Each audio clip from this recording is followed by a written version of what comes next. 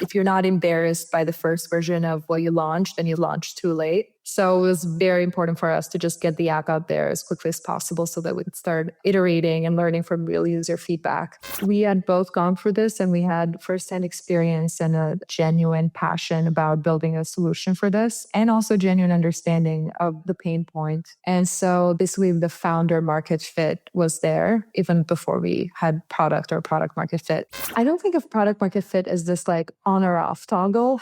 I think of it as a spectrum. For sure, if I had to like pick a number, I think the 1 million ARR felt like, okay, this is not just a novelty, or we found like a few people who really like this, but this is something that clearly a mass of people are starting to use. And I think it was not just in the revenue metric, it's also in the usage metrics. That's product market fit. Product market fit. Product market fit. I called it the product market fit question. Product market fit. Product market fit. Product market fit. Product market fit. I mean, the name of the show is Product Market Fit. Do you think the product market fit show has product market fit? Because if you do, then there's something you just have to do. You have to take out your phone. You have to leave the show 5 stars. It lets us reach more founders and it lets us get better guests. Thank you. Anada, welcome to the show. Thank you for having me. So you started an app called BoldVoice, which it's a little bit like Duolingo, except it's focused strictly on the accent piece, right? The how you speak, not just learning the language, but really getting the accent right. You also started in 2021, which was an interesting time to start. I mean, there was a lot of hype, but then it was painful afterwards, and yet things seem to be going up and to the right. You just raised a $21 million Series A couple months ago. So we'll go through that whole story and kind of talk a lot about what it takes to launch a successful B2C. We don't see that many B2C, frankly. We see a lot more B2B, right? Direct consumer app in the 2020s, right? Not the 2010s when there was like 2 apps. Now there's a lot. So anyways, with all that said, maybe just as a first question, like tell me a little bit about that, 2019, 2020, 2021 period. What were you doing before you kind of had the idea? Yeah, so the story starts in probably 2020. I was in my dorm room at Harvard Business School. I had recently wrapped up a consulting internship that was not for me. And I was thinking about actively what to do next. And I had already done a startup before that. I'd been through the founder journey and I knew how hard it was. So I wasn't necessarily eager to jump right back into it, knowing what it takes. I was actively thinking, though, about different ideas that would make me compelled to do something like this again. When I was doing that, something that was very top of mind for me at the time was the fact that I was surrounded by a lot of international students back in business school who were coming from all types of diverse backgrounds, from almost any country in the world. And I remember thinking how much those international classmates were struggling to raise their hands in class, or how they were talking about how difficult the interviews were for them because they felt like they were not that confident. They felt like they couldn't express themselves as clearly. And these were very smart and very capable people that were being hindered by their English, even though on paper the English was great, right? It was just when it came to speaking, their accent was getting in the way. And this is something that was very, very familiar to me. Obviously, you can hear I have an accent. I'm an immigrant myself. I've moved to the US at this point well over a decade ago for college, and I experienced this firsthand, right? You learn English for 10 years, you feel like you passed all the tests and you're so confident, and then you move here and you quickly have everyone asking you where you're from and if you can repeat yourself. So it's this like universal immigrant experience that is almost a rite of passage. And I remember being struck by, wow, it's been so long and people are still struggling with exactly the same thing I've gone through and nothing has changed. And around the same time, again, this was pre-ChatGPT, this was pre the big AI revolution that we've been seeing over the last couple of years, but already AI and audio AI were becoming more powerful and more interesting. So I started to think about, is there a way that we could potentially build something that can serve as an accent coach and a speech coach for all these people who have already done all that English learning on paper, but want to speak it more confidently in real life? Because that has real stakes. English is not like a Duolingo language of like, oh, I'm learning a little bit of this and I'm at a hobby level and that's enough. English is the global language of business. You need to speak it at a professional and very confident level. And that nth degree does make a difference in your career outcomes. So it felt like it was a big market. It was a very overlooked problem. And for the first time, there was this nascent AI capability that could actually allow us to do something about this. Were there any digital products at the time, any other apps that were trying to tackle this problem? I'm sure you especially coming from consulting and Harvard, like did a good extensive like market mapping. That'd be my assumption. Yeah, exactly. There were maybe one or two, but I basically maybe one that was doing something around pronunciation training, but it was still felt like this was very underdeveloped compared to where it could be. And we also had this vision where just using AI and giving people feedback without helping them actually fix their problem and improve it was not going to be enough. And still, a big part of our product direction and vision has been combining the best of humans with the best of AI. So on the app, users also get video lessons from Hollywood accent coaches who are the best in the world at teaching people accents and confident communication. And we pair those personalized pre-recorded videos with the speaking practice that you do, that you get feedback from AI. Because AI in itself will tell you where you made the mistake, but then the coach comes in to actually help you fix the mistake that you made. So we had a specific product vision that even though there was one or two things in the market that were kind of trying to do that, we saw that there was a big gap between that and the vision that we had. And was there a big non-digital industry that helped? Like obviously learning languages is a huge industry, but specifically pronunciation, accents, how big was that like on its own? How much did people already pay for those sort of things? Or was it more of, you live and learn and most of the time you just, you deal with it? Like what was kind of status quo? Status quo was accent coaching exists. There are professional accent coaches who you can hire for $200 an hour to help you improve your pronunciation. It's very expensive. And there are a lot of C-level executives that do this and, silence. Because let's be real about it, there's also a little bit of a taboo about talking about accents and improving your accent. It's something that is very tied to people's identity. And also it's something that people feel judged about and subconscious about. So they're not out there telling the world that they're doing it. But you'd better believe that a lot of your the CEOs that are non-native English speakers have speech coaches and accent coaches actively helping them through this. And it works. It is very expensive, and the average professional absolutely cannot afford something like that.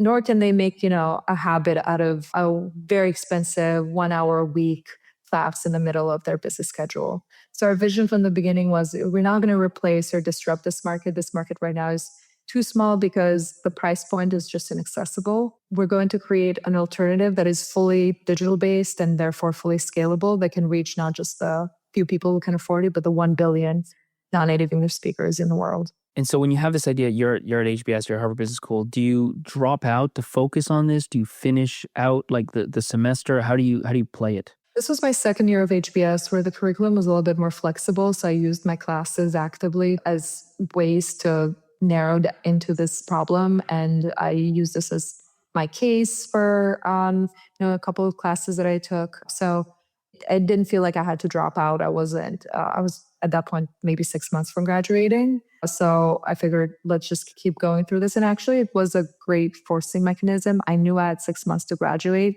and I set a goal for myself that after I would not recruit, I would not accept any job offers. I would not think about that at all. I'd spend those 6 months just building and, trying to raise our pre-seed round. If that worked, great, then I'm doing this full time. If it doesn't work, then only at that time frame, I can start to consider other options. And that, again, it was a great forcing mechanism to drop everything else, focus on this. And we got lucky that, we both got a term sheet from a pre-seed investor, but we also got into YC, and I didn't have to think about alternatives. And I see you have a co-founder. Like when did you set that up? Was that at the beginning or was that kind of later on? Yeah, my co-founder and I have known each other for 10 years plus, first job out of college. So I was very lucky to already have someone that I knew and deeply respected and had a very complementary skill set to me. He's technical. I'm more of a product business person. So I involved him early on with some of my exploration. He was gainfully employed, not interested in the startup lifestyle at the time, but definitely, supportive, but also wanted to see more evidence. And so again, I was very, very focused on de-risking this as much as possible, which in the early days meant can I get any funding for this? But before we even talk about that, I'm not the subject matter expert here. I'm not an accent coach. Can I recruit a stellar accent coach to join our efforts? And so I did that. I reached out and got a fantastic coach, Ron Carlos, to work with us, who's a Hollywood accent coach to the stars. He's trained Game of Thrones actors and more. And so I was working on de-risking the product and the concept a little bit. And then my co-founder and I both applied to YC. And then when the decision of YC came through, there was no question. We both knew that that's what we would both do full time. Was the first version matching you to an accent coach, or was there always an AI piece to it, like a fully digital piece, and then the accent coach was like the premium tier? It was never a one-on-one accent coaching because that was the very thing that we're trying to disrupt, right? We're not trying to do the very expensive thing. We're trying to do a digital thing. But the level of feedback that we offer now compared to what we offered back in the day was very different because, again, we have been training our own models based on our data and based on expert ML engineers that we have on the team, plus coaches who help us annotate and train the model to be as close as possible to how they hear accents and all the component parts of them. So we had a very rudimentary first version of that in the early days that we've worked to improve. But yeah, the vision was always, how can we make this into something that could be as effective, if not more effective, as a one-on-one coaching session, but at scale. Tell me a bit about, like YC is, so many founders are trying, thousands of founders are trying to get into YC. Most don't get in. And a lot of the stuff I see is like B2B focused, right? And B2C in apps, it's just generally harder to kind of have this, massive market size opportunity. Obviously, there are companies that do get there, but I think in general, what can you tell us about getting into YC and what you think was the thing that they really latched on to, or the thing that you did really well that gave them the confidence you could build something big? I want to push back a little bit on B2C as an opportunity because, yes, I think a lot of VCs do go after B2B as the more repeatable and proven business model. But B2C, I think, has huge opportunity now with AI to really transform a lot of the way that we live, we learn, we entertain ourselves, we work, all of those things. And I do think now VCs are starting to pay more attention to consumer. But in terms of us getting to YC, I think the reason that we did it was twofold. A, we understood the problem. This was not, two people who were like wanting to do a startup and found an idea and said, this is what we're going to do randomly. We had lived through this. Again, I already shared my experience. My co-founder, he saw his immigrant parents struggle with this and struggle to advance in their careers because they never felt like their accent and their communication was good enough to land them into management roles. So we had both gone through this and we had firsthand experience and a genuine passion about building a solution for this, and also genuine understanding of the pain point and why this is difficult. And so that was basically the founder market fit was there even before we had product or product market fit. And the second thing is that, again, as I said, we had already de-risked a lot of things, which shown that we can, get the coaches involved that we need, which when we applied to YC, actually we already had a pre-seed investor who had given us a term sheet. So we'd shown you're serious about this. We've already gotten outside investment. So you want to gather all the potential proof points possible in order to differentiate yourself from like a napkin idea to like a real business. And of course, now things have changed a lot, right? Anyone can build apps with vibe code in these days, right? So the threshold and the barriers only higher and expectations are only higher. So I think my best advice for someone applying to YC right now is, do as much as possible before you apply, de-risk as much as possible. You need a product. You can vibe code a product, so you have no excuse not to have a working product for at least most things. I'm sure there are some things in hard tech and so forth that maybe that's not the case. But for a consumer product, you can certainly vibe code something, and you should also be then focusing on how do you get users and have some real usage, and ideally also some revenue coming into the app. And again, that's become easier to build, which means that now it's the expectation.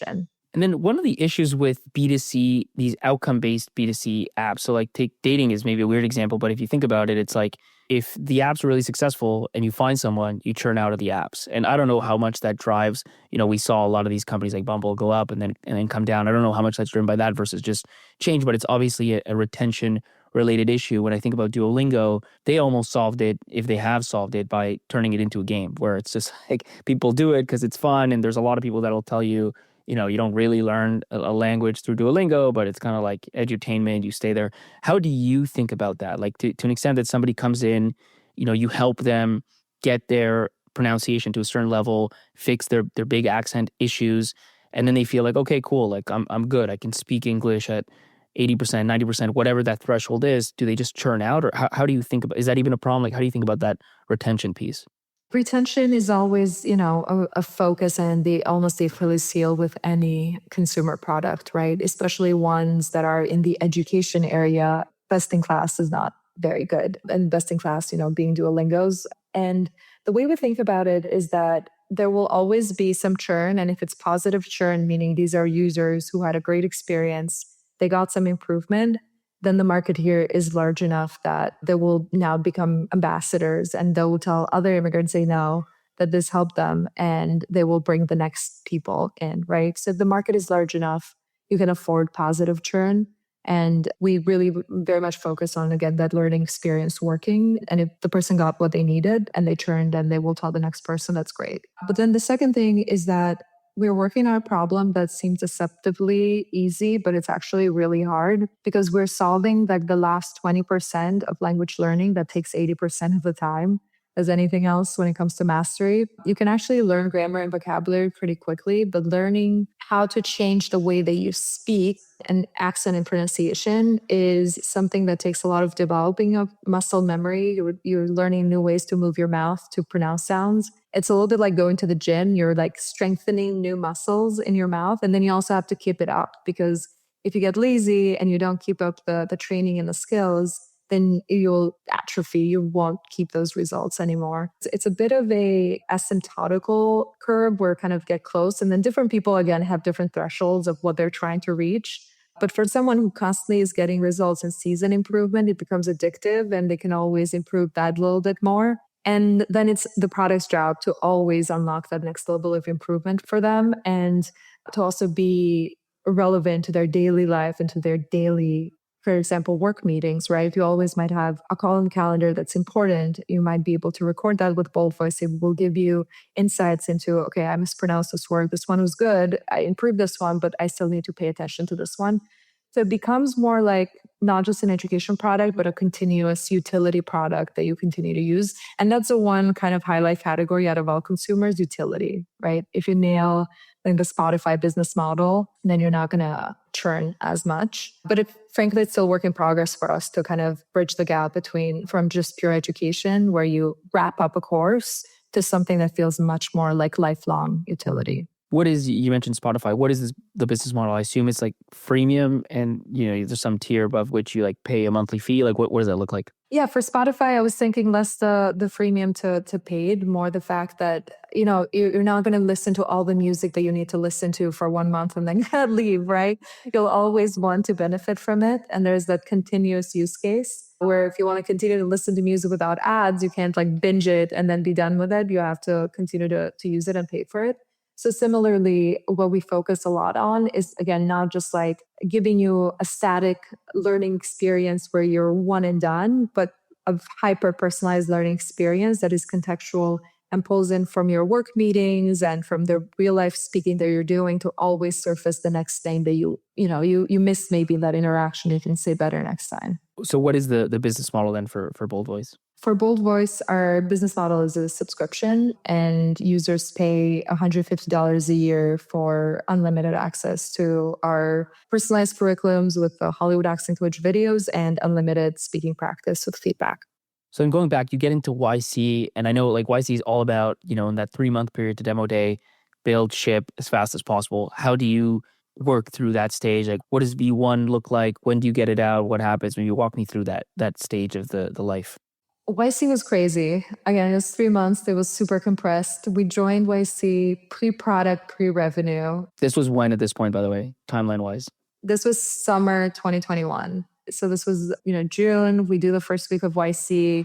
And the first goal, no question, is we need to get this app on the App Store. Because, there is so much that we could build and we wanted to make it perfect. But I think there was this quote, I forget from whom, but if you're not embarrassed by the first version of what you launched, then you launched too late. So it was very important for us to just get the app out there as quickly as possible so that we could start iterating and learning from real user feedback. So I think it took us, we were already working on this for a couple of weeks, a few weeks before YC started. So about a week into YC, I believe, we launched the first version of the app on the App Store. And it was definitely not something we were proud of, but it was out there and people could finally download it. And then I remember within that first week, we got our first purchaser who bought a monthly plan, paid, I think it was $10 a month.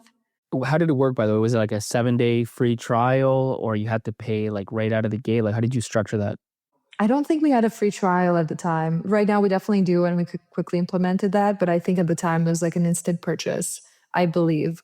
It wasn't about let's invent like the exact, like the perfect pricing structure and like invent the wheel when it came to it. It was just like, from the beginning, I knew that I wanted this to be a paid product, because if you just get a bunch of free users, you're really getting a lot of like mixed quality, mixed intent, and having people actually pay for it filters it down to those who actually have a need for this app. And therefore, the quality of the feedback you get will be much higher. So it wasn't even about making those $10 in the early days or monetization. It was just about getting the best learnings and also showing to ourselves that this is something that people care about enough to pay something for it. It's a big difference between what you're doing, what Duolingo's doing, and not to overly compare, but I mean, paid here makes more sense, I would think, because you're going after somebody who's trying to, like you said, master English, and usually you're mastering it for some sort of like professional setting. You know, there's like a dollar attached to it versus Duolingo. You know, it might be for a million different reasons you're doing it, but it could just be a hobby. And so if they were to say like, you have to pay $10 a month, they probably kill their business, you know, overnight. Whereas in your case, forcing people to pay means you're only getting that top 10, 20, 30% who are serious about it. Exactly. Yeah, I think the comparison to Duolingo is, makes sense at the very high level when you think, okay, it's language learning. But then when you think about the user type that we bring in, their intent, the ROI they get from this kind of an investment that makes a direct impact in how they show up in their next business meeting, how they interact with their client, whether they can get that job and that promotion and all of that is totally different. So we don't even think of ourselves as language learning. The user has already learned the language by the time they come to us. We think of it as communication training. They want to be the best, most confident, most credible professional they can be. And, as a non-native speaker, that means perfecting your English communication skills. So yeah, it is a different business model. This is something that is directly juxtaposed to, again, as we said earlier, you pay $200 an hour for 1 hour of accent coaching with a real coach. With BoldVoice, you get a year worth of unlimited practice for less than the price of one coaching session. So the investment in the ROI makes sense. Tell me a bit more about V1. Like what was in V1? How did you scope it out? In V1, we started with working with our coach to produce video lessons. I remember we shipped him a camera and he scripted these lessons and shot them from his apartment. And we tried to make it, as high quality as possible, but it was clearly, kind of not, a fancy production, but the focus again was to have enough content that we can launch an app with it. And we took these videos back. We had a video editor. I was like, manually like looking at every script and changing every script and then making sure every video is perfectly edited to get it into the app. And then we also worked, especially my co-founder worked on building, again, this rudimentary like feedback mechanism where people could record their voice and get feedback at a sound by sound level. Because otherwise just a simple thumbs up, thumbs down will not work for the level where our users are coming to us from. In the early days, we're just focused on one language, and that was Hindi. In hindsight, I don't know why we picked that language because neither of us are from that background. But again, I think it's something that we learned very quickly. It's like, why are we limiting it to just this language? The theory there was that accents are so based on your native language. We can create a much, much better learning experience if we can create lessons that are personalized to the native language background. But then we were quickly able to think of the video lessons as not like each language needs its own unique, specific video lesson, but more as like, here are the lessons and we can use them as building blocks. And this language will not get this building block, but this one will get this extra one. based on, so we were able to think about this in a way that was much more, allowed us to much more quickly add and cover basically every language out there. So the first version of the app was a bunch of videos and some practice materials. I think we had in the first version, maybe we had enough materials for someone who used it for 30 days to run out. And then we launched it and then we worked on adding more videos and more materials. So by the time that person ran out, they had more stuff to work on. I mean, the video is one thing, the content, but the fact that you could speak and get feedback, you're probably at the cusp of what was I mean, these days, I think that would be taken for granted, but I would assume at that point that was like at the cusp of what was possible, right? Like, I don't think that technology was all that old or would have worked maybe 3-5 years before when you started. Yeah, it was, again, as I said, it was not very precise and nowhere to the degree of the sophistication that it has right now. But we were able to pull together using, some open source things, and some vendors pieced together something that worked enough for us to, get something that looked and smelled in the right direction, and then allowed us to, okay, there's a flywheel, people are coming in, they're recording their voices. Now we have our own real data to train models on. They're reporting where there are issues with the feedback that we're giving them. So we have all this qualitative feedback from the users. Then we have our coaches who can, now that they're done with this, big content sprint, they can also now focus on annotating this real user data to help us figure out what to train the model on. So we got something going with kind of solved the chicken and egg problem with this initial solution that was good enough. And then we knew that was just a starting point and that would allow us to get the data so we could improve the model. Let's go deep on go-to-market, right? Because I think there's a lot of apps that get launched all the time, and most of them go nowhere, get very little to no traffic. So YC starts, you put out V1 in the App Store. What do you do to get people to find it, discover it, download it, spread word of mouth, etc.? What didn't I do? In the early days, it was really like crazy guerrilla approaches across every thing that we could think of. Well, first of all, we were part of YC, right, with a lot of international founders. So we were constantly asking people to join the app and try it out and see if it could help them nail the pitch that they were going to give at the end of the demo day. I was joining Reddit groups where people were talking about this and commenting. There's like this Reddit thread called Judge My Accent. That was like the perfect environment for something like this, where people were already soliciting that kind of feedback on their accents and their speech. I joined Facebook groups with various ESL teachers. I got on calls with them. I started DMing them. Can you get on a call with me? Is this something that would be helpful to your students? I was reaching out in those early days to international student groups on campuses to see if they wanted to, try a free version of it. And the only thing is that they would give me feedback.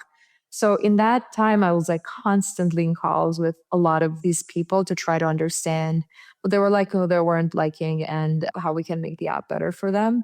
And again, a lot of the people I spoke to in the early days didn't end up being our target audience anyway, but it was a process of discovering who is the target audience for this. What were some of the things that you learned through those calls about who was and who wasn't like your true ICP?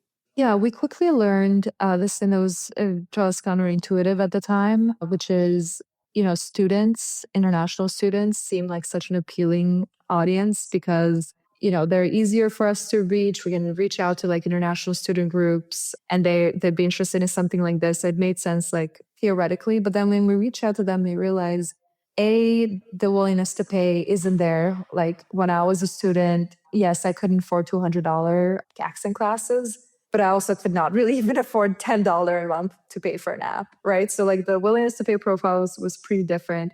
Two, they were in a social campus setting surrounded by a lot of other international students, and they could pick things up a little bit more quickly on their own. And it was a much more international environment. So maybe they didn't feel the pressure of their accent as much as someone in a work environment would feel.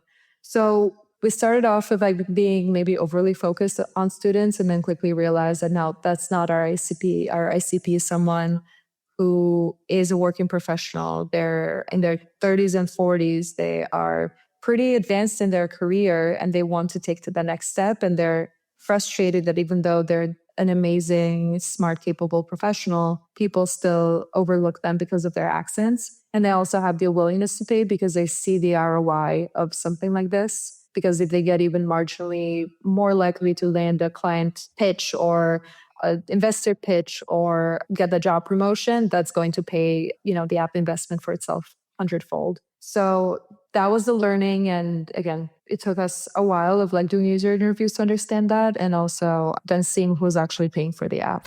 We have tens of thousands of people who have followed the show. Are you one of those people? You want to be a part of the group. You want to be a part of those tens of thousands of followers. So hit the follow button. I dug in on that because I think figuring out product market fit, and so much of it is about the subtleties and the specifics. You think about who exactly would pay for this and why, and it's hard to figure it out on paper. Like you just have to go out into the world and do this stuff. But as you're talking and telling me some of these things, like it seems now, like then it seems obvious, right? But it's like, for example, for this, you need to be truly a top of mind problem for your customer. And for this, probably the best situation, as you can imagine, is somebody who's like just had a situation or is having these situations. They're in a business meeting, they're trying to get a point across, they can't get the point across, and they can feel they're not being respected to the same level. And that leads to a certain level of frustration where it's like, I need to figure this out. Like I can't not, versus the international student, you think, you're going to need to figure this out, but they're also in other mode, they're doing other things, whatever, like later, and so that affects the need, and obviously the willingness to pay has to do with that. But it's like, if you can hit them right when that frustration is at peak, that's when they're most likely to say, you know what, like I can't ignore this anymore. I have to do it because it's truly like pissing me off today, which I don't think is something you could have figured out at the outset, right? But once you clue in on this, obviously it drives a lot of the go-to-market and the messaging and all the other stuff. For sure. And that's why I think it's so important to launch early, because then you're not talking in hypotheticals. You're not, again, doing like potential user interviews where people are saying one thing, but then when they get access to the app, they do something very different, right? The app is out there. You can see, okay, these types of people are using it. Who's actually coming back the next day and the next day? Who's actually paying for it? Who has churn? So it gives you real data instead of just what people say, because people are very, not intentionally so, but are not very good at describing, what they want and their priorities, and it's their actions that show it. So you want to get to the point where you can get a read on their actions on the actual product as quickly as possible. So as you figure this out and you're trying out all these like guerrilla tactics, what are some of the things that really work and move the needle early on? Yeah, I remember this was in probably late July. We were a few weeks away from demo day. And the big thing that we did that was part of like the YC launch playbook was the launching on Product Hunt. And that was a bigger thing, I think, back in the day. I don't know if Product Hunt is still nearly as active now. But yeah, we took it seriously. We did a founder video where, I showed how the app works and, some nice screens, but still we had no idea whether it was going to work. And we're actually really surprised. I think we hit number 2 of the day for that day. And it got us, I just remember us like looking at the charts and it's like hundreds of people. But when you have like, dozens of subscribers, getting hundreds is a wow moment. And that was really cool. It's surprising though, just because you'd think that the Product Hunt audience is like early tech adopters. So I'm actually surprised that drove, that many like paid installs. Yeah, but a lot of people in tech are immigrants, are non-native speakers. So it ended up being actually a really good audience for us. But yeah, again, it wasn't necessarily something that we were expecting. So we're very pleasantly surprised. But again, it's like you can't launch on Product Hunt a million times. You can only launch once. So it wasn't a repeatable playbook, but it was really great to, again, go from, okay, we're making like hundreds of dollars of revenue to like we're making thousands of dollars of revenue. And then most importantly, in the early days, what you really care about is just, again, narrowing down on who's your ICP, who's paying and who's coming back. So the more people you get in initially, the closer you get to that answer. So it was really impactful for that. And also being able to say this is our ARR when we did demo day and reporting a much higher than ARR than we had before was also very nice. What were you doing to get more data out of users? Like, were you calling them? Were you talking to them on the phone? Or was it just kind of like they give you some, data as part of their profile or whatever it was, and that's kind of what you used? Yeah, I mean, we did all of the, tracking and mixed panel analytics and everything that every product does. But I was also sending emails to all the users, asking for user interviews or just feedback via email. We also had this give us feedback in the app back then, which is still currently there. It has not changed. If you go to the BoldVoice app and the profile, you'll see my face and my co-founder Ilya's face that says, "Hello, we're the founders of BoldVoice and we'd love to hear from you." And then people will reach out, and it's so much more, I think welcoming for them to see the founders' faces, like caring about their feedback, than to just see like a random like chatbot or an email that is going somewhere anonymous.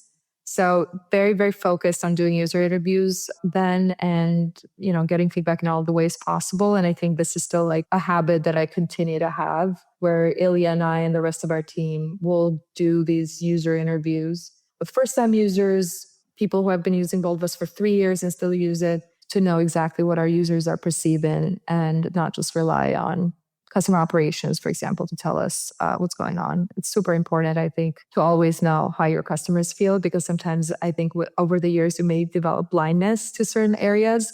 So it's like so illuminating to have a first-time customer to say, "This thing makes no sense." And you're like, "Oh, it doesn't make any sense. We've just had it this way, but actually this is really good feedback." And I think it's also very energizing to hear directly from users. So I think it's a really good habit to build in the early days, but also you always need that voice of the customer to make the product better throughout the company's life cycle. So, after Demo Day, like shortly after you raise like a $3 million seed round, but as you mentioned, you're still like relatively small. I mean, it's growing, but you got kind of thousands in MRR. And I assume you're trying to figure out like that go-to-market playbook. What are some of the repeatable things that you start trying, and what are some of the ones that start to work? We are trying to do more of the Guerrilla approach, but the thing with that is that it's hard to scale for sure. You're kind of starting from scratch every time. So what we take our next bet on is ads and figuring out, can we reach people scalably through different social channels? And we try different ones. I think we try at the early days some Google search ads. They don't really work. We have a couple of different channels going, YouTube and Instagram as well. And we have no idea what is the formula. Is the channel even going to work for us? What is the formula that works? Also, this is a mobile app. This is post iOS 14.0. If you don't know what that means, as a listener, I'm happy you don't ever have to deal with it. But for mobile app developers, that is a privacy framework that creates a lot of headaches around tracking and measurement. So you don't actually know really how your ad dollars is converting into subscribers. And so there are a lot of things at the time that made this very much of an open question of would we be able to crack it or not. And it took me like taking a lot of different, shots on goal to try to figure out what is going to work here. Make a bunch of videos, some were like graphical videos about how the app works. And then I remember reaching out to this one creator and paying her, I don't know, maybe $200 or something to make a video on YouTube that she posted on her YouTube. And they were like, okay, well, maybe this segment could actually be used as an ad. So we tried that, and that worked super well. And it was incredible to see something that is like, oh, this is not just a one-off thing that lasts for 5 days. This continues to drive clicks and installs and trials and real revenue. And then we knew that, okay, this channel can work for us. So then it's like, okay, how do we get the next influencer to work with us and expand that channel? And then does maybe testing the same video on Instagram also work? Because then we can expand and have multi-channel strategy. Even though in the early days, if you find one channel that works, you should just focus on that. But yeah, unlocking paid in a way that made sense for our unit economics was a key to starting to really scale this thing. This started with videos you said on YouTube. Are those the first, or on Instagram? The first one was YouTube for us. And basically you just get an influencer to like create like a naturally sounding video, and then you just pay to promote it. That was kind of the strategy. Exactly. And you got to figure out what is the thing that you need in that video for the creator. And for us, I think the big wow moment of the app is that you can record your voice and instantly you see it grading. You see the colors, you see the green of what you did correctly, you see the reds, and then you can say it again, you can fix that mistake, and you get like the green and the high score and the confetti. So it's a very like audiovisual kind of experience. It's something that's hard to describe in just words, which is why I think the Google ads were not as impactful, the search ads, but the YouTube is impactful because you can show that visually and the person can hear, oh, I heard a mispronunciation. Oh my gosh, the app caught it. And then she was able to fix it. And then it correctly caught that was the correct pronunciation. So that kind of showing that core loop and the wow moment in the video was super important to have that be something that works for ads. Because if we had just had her talk, I don't think that would have worked. And we had tried like different variants to try to figure out not just, what channel works and influencer collaborations, but what is that one thing that you need to show in that video that is key to get people to convert. And when we discovered that, then we can repeat that formula with, a lot more creators. Yeah, tell me maybe more about, because a lot of people I think want to use influencers to grow their business. Like once you figured out the wow moment and kind of had one video from one influencer that seemed to be promising, what did you do to make that into more of a formula and really scale it? I was personally finding people who are close to our ICP. We didn't need, Americans to talk about this because it made no sense, right? So we were trying to find people who had an accent, but also their accent wasn't, it was aspirational, right? Someone who was a believable person who could be an ambassador for the app, who had clearly very confident, clear communication. So finding that person, it takes manual effort because there's no like filters that you can filter on YouTube to figure out the accent level of the creator. So it's about digging and finding who is the best representative for your product and for the problem you're trying to solve that will resonate with your target customer. And then we'd create a script. And initially the scripts would look pretty similar because, again, we're just starting to do this. So we were nowhere near saturated. Most people, 99% of people were seeing us for the very first time. So we're focused on just, okay, we find a formula that works. Let's just try to replicate that. But then at some point, you also get into diminishing returns from the same exact thing. So you also have to get creative about trying out different hooks, trying out different angles. Maybe one can be more about personal life confidence. The other one could be more about professional. In some, we might be talking about pronunciation. In some, we might be talking about accents because different terms matter to different people. So you got to figure out what are those different angles and different influencer personas that you can bring in that will appeal to different audiences. And then just a matter of testing and iterating and turning this into also with the more budget you have behind a channel, the more you need to always have, a creative pipeline going at a higher volume of creatives. So you can test various things, ideally on a weekly basis to find a new winner. Because even your best creative, after a while, it will get fatigued. It will have been shown to everyone in that group and you need something fresh to take its place. So you need to get into a very good creative testing framework and velocity. But first you need to figure out what is the first winner and then only go to the next, to find the next winner when you feel like the first one is kind of starting to show fatigue. And then besides the fact that these creators, obviously, they weren't Americans, like what did you find was the most successful type of creator? Like were they somehow in this language learning or pronunciation world, or were they completely from somewhere else? This was also very counterintuitive. Initially, we're like, well, there's a lot of English teachers out there, a lot of whom are non-native speakers. Let's try to work with them. And I think it goes back to the insight we had in the very beginning about how different this is from language learning and from Duolingo. Our user is not still learning the language. They speak English, they know English, they're using English at work. They're not going to be following these, basic English learning influencers or creators. The people who are following those are much, much earlier in their language journey, and they're not looking for an app like BoldVoice. So come into BoldVoice and be like, I don't understand what's going on, and churn right away. So it's definitely been trickier to find these people who can be good creators for BoldVoice. So I don't have a formula to share there. I think it would be very, very specific to us and to our brand.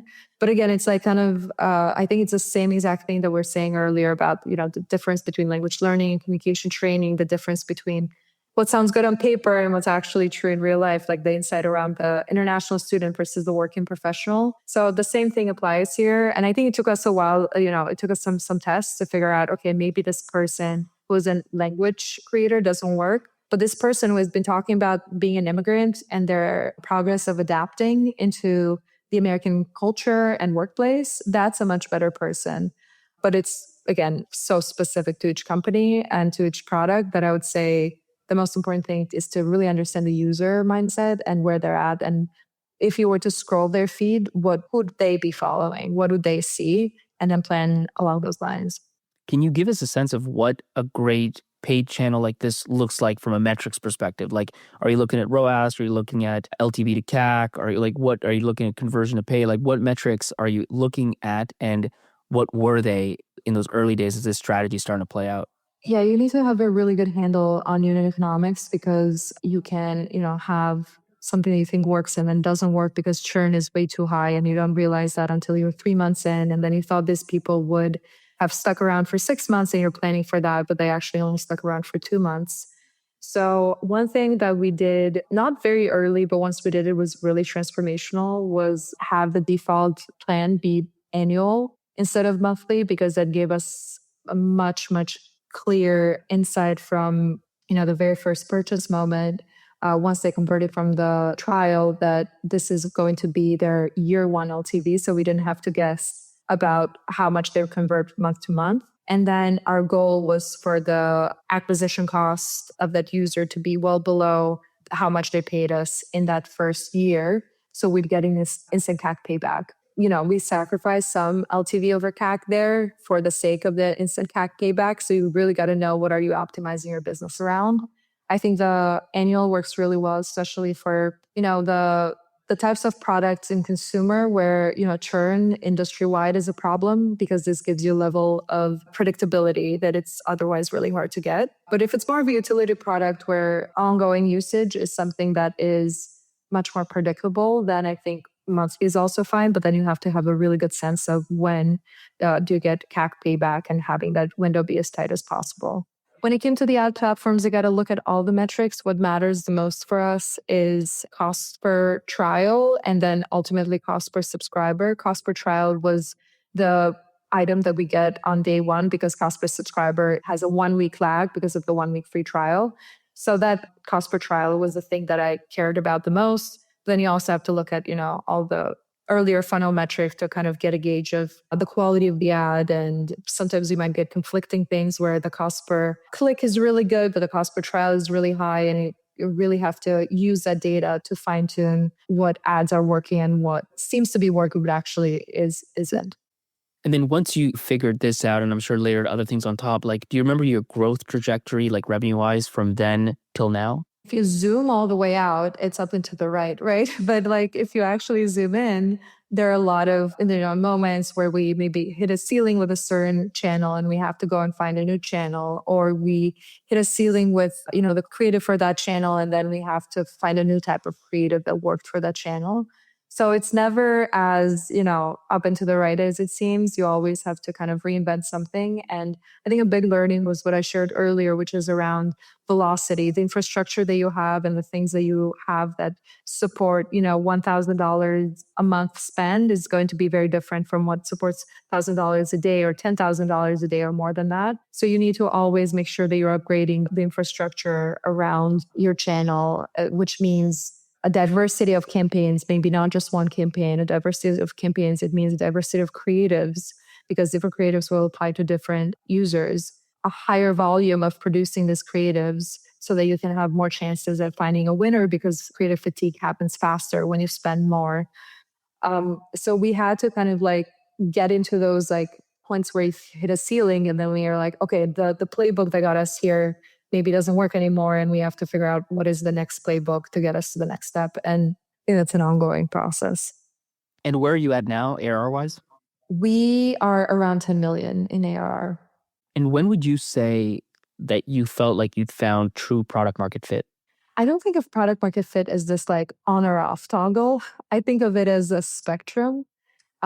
For sure, if I had to like pick a number, I think the 1 million ARR felt like, okay, this is not just a novelty, or we found like a few people who really like this, but this is something that clearly a mass of people are starting to use. And I think it was not just in the revenue metric, it's also in the usage metrics, because we're not just having people who maybe have such a big problem that they're paying for it, but they're not coming back the next day. We also started to see really healthy usage metrics of people coming back, and then the qualitative feedback they were sharing with us about their improvements. So the ARR is a nice number, but backed by actual metrics was really powerful for us. But again, I think we're always trying to move. The product is not done, right? We're now a couple of years out of that 1 million in ARR, and we're still, improving the product. We're still trying to get that day 0 to day 1 number coming back to lift. And I also talked a little bit about like making this less of a education one and done app, but more of an ongoing utility app. And I think that's the work to get more and more into that 100% side of product market fit. And was there ever on the flip side a time where like things were clicking, things weren't working, and you thought maybe this wouldn't work out? Only about 20 times or 50 times. I don't know. I think if you're, as a founder, you're always in the trenches. Things are always going wrong in some way. And, I already shared that there were various moments where we hit various ceilings and it wasn't clear how we're going to break out of that. And we figured out how to do it. And I think any founders, being honest, will say that the same happened in their business. But what's really important, I think, is to also know if, what you're working through is something fundamental, like the product has been resonating. We thought people wanted this, but they don't. We thought people would care to fix and to improve their communication confidence and their accents, and they don't. If that had been the case, if that's what we found, I think we would have stopped. But I think what we found was like things like I described, which is more like, okay, this creative has kind of run its course. We need to figure something else out. And that feels like a solvable problem, of course, with a lot of work and focused execution to take a lot of experiments and shots on goal. So I think you've got to be realistic as a founder about what's a solvable problem and what is a more fundamental business problem. And today we've come across difficult, but so far solvable problems. And last question, what would be like a top piece of advice you would give an early stage founder that's still in that early phase trying to find product market fit? This is so cliche, but I think a lot of people get so caught up in building a startup and building a business and finding the lawyers and the cap table and a million things that come up when you're building a business. And the only thing that matters is, do people want what you're trying to sell them? And so really focusing on that and minimizing all the other distractions is super important. And I think that was the YC advice, is talk to your users. And I remember every time we'd go into those YC partner check-ins or our batch check-ins, it would be, how many times did you talk to your users this week? So just keeping that in mind, that at the end of the day, nobody's giving you gold stars for building a company. You really need to solve the user problem. So stay as focused on that as possible. And also be honest with yourself about whether you're doing that or not, because you can always pivot. And you need to find that thing that the user wants. And you also feel like, okay, this is the kind of thing where I could work on this for 10 years and still feel excited to do it every day. Perfect. Well, Anada, thanks so much for jumping on the show. It's been great. Yeah, this was fun. Thanks for having me. Wow, what an episode. You're probably in awe. You're in absolute shock. You're like, that helped me so much. So guess what? Now it's your turn to help someone else. Share the episode in the WhatsApp group you have with founders. Share it on that Slack channel. Send it to your founder friends and help them out. Trust me, they will love you for it.